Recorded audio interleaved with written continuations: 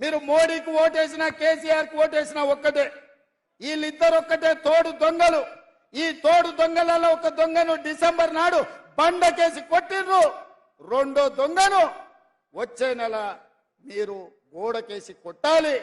మే 13 తారీఖు నాడు గోడకు మేకు దిగినట్టు బీజేపీలను కోరండమేసి కొట్టాలి.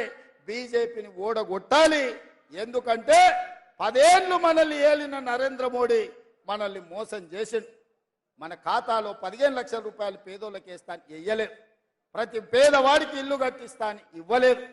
2 కోట్ల ఉద్యోగాలు ప్రతి సంవత్సరం ఇస్తాను. 10 ఏళ్లలో 20 కోట్ల ఉద్యోగాలు ఇవ్వాలి. ఒక్క ఉద్యోగం కూడా ఇవ్వనందుకు నిరుద్యోగ యువకులు నడుం బిగించాలి. మోడీని ఓడగొట్టాలి. ఈ ప్రాంతానికి మీకు గిరిజన యూనివర్సిటీ ఇస్తే 9 ఏళ్లు దాన్ని మూలకు పడేసిండు. నిన్న మనం కొట్లాడితే మొదలు పెట్టిండు. అది కూడా పూర్తి చేయలే. బయ్యారం ఉక్కు కర్మాగారాన్ని కట్టలేదు. కాజీపేటలో రైల్వే కోచ్ ఫ్యాక్టరీ ఇవ్వలేదు. ట్రిపుల్ ఐటీ ఇచ్చిన దాన్ని రద్దు చేసిండు. ట్రిపుల్ ఐటీతో పాటు ఐటీఐఆర్ కారిడారు, ఐఐఎం కాలేజీలు ఏవి కూడా తెలంగాణకు ఇవ్వలేదు. గుజరాత్ మాత్రం బుల్లెట్ ట్రైన్ తీసుకుపోయిండు. Sabarmati river front తీసుకుపోయిండు.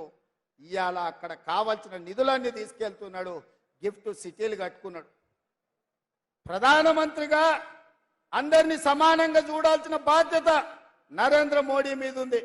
కానీ కుత్సిత స్వభావంతో నిధులన్నీ కూడా గుజరాత్కే తీసుకెళ్ళిండు. కాబట్టి మిత్రులారా, 10 ఏళ్లు మోడీని చూసిండ్రు, 10 ఏళ్లు కేసీఆర్ను చూసిండ్రు. రాబోయే 10 ఏళ్లు ఇందిరమ్మ రాజ్యాన్ని ఆశీర్వదించండి.